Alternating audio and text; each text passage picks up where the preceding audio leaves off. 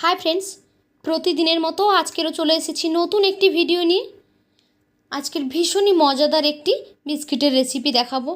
खूबই सहजभावे खूब सामान्य उपकरण दिए तैरी, बाड़ीते थाका समस्त जिनिस दिएई आपनि एटा तैरी करे निते पारबेन। आजके देखाबो चालेर गुঁড়ো दिए एकटी बिस्कुटेर रेसिपि। ताहले चलुन देखे निन रेसिपि। प्रथमेई लागबे एखाने डिम। आमी एकटी मिक्सिंग जारे 3टे डिम एखाने निये निচ্ছি। डिमगुलो फ्रिजे थाका नय, नर्माल टेम्पारेचारे थाका डिम।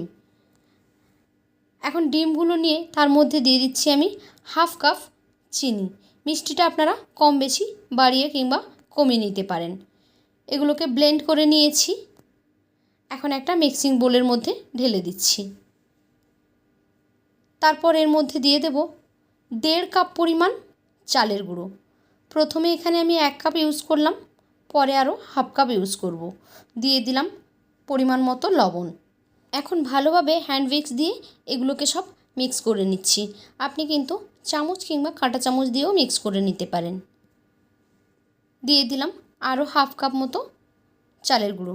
সেই সঙ্গে আরও একটু লবণের পরিমাণ আমি এখানে দিয়ে দিলাম, যেহেতু চালের গুঁড়োটা বাড়িয়েছি সেই জন্য মোটামুটি পরিমাণ অনুযায়ী আপনারা দিয়ে নেবেন যতটুকু লাগে। তবে কনসিস্টেন্সিটা কেমন হবে আমি দেখিয়ে দিচ্ছি। একটা ঠিক ডো তৈরি হয়ে যাবে। এখন এটাকে আমি হাত দিয়ে ভালোভাবে মাখিয়ে নিচ্ছি। একটু মাখিয়ে নেওয়ার পরে আমি এটাকে রেস্টে দিয়ে দেব কিছুক্ষণের জন্য। আর অল্প একটু চালের গুঁড়ি এখানে আমি ইউজ করলাম, ডোটা একটু পাতলা মনে হচ্ছিল তাই 10 মিনিট রেস্টে দিয়ে দিয়েছিলাম। ফিরে এলাম 10 মিনিট পরে। হাতে অল্প করে একটু তেল লাগিয়ে নিয়ে একটা একটা বিস্কুটের শেপ দিয়ে নিচ্ছি। আপনারা চাইলে এগুলোকে গোল কিংবা একটু চ্যাপ্টা ধরনের করে নিতে পারেন। শেপটা আপনারা আপনাদের পছন্দ অনুযায়ী দিয়ে নেবেন। আমি এভাবে একটু লম্বাটে করে তৈরি করে নিলাম। একই রকমভাবে সবগুলোকে এখানে আমি তৈরি করে নেব। দেখতে পাচ্ছেন সবগুলো আমি এখানে তৈরি করে নিয়েছি। এখন এগুলোকে আমরা ফ্রাই করে নেব। কড়াই বসিয়ে দিয়েছি গ্যাসে। পরিমাণ মতো এখানে আমি তেল দিয়ে দিচ্ছি। তারপর তেলটা মিডিয়াম গরম হলে আমি এখানে বিস্কুটগুলোকে ছেড়ে দিচ্ছি।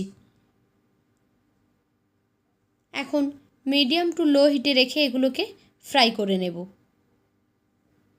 গ্যাসের ফ্লেমটা বাড়াবেন না, তাহলে এগুলো বাইরে থেকে সুন্দর কালার চলে আসবে, অনেক তাড়াতাড়ি কুক হয়ে যাবে, কিন্তু ভেতরে কাঁচা থেকে যাবে আর শক্ত হবে না।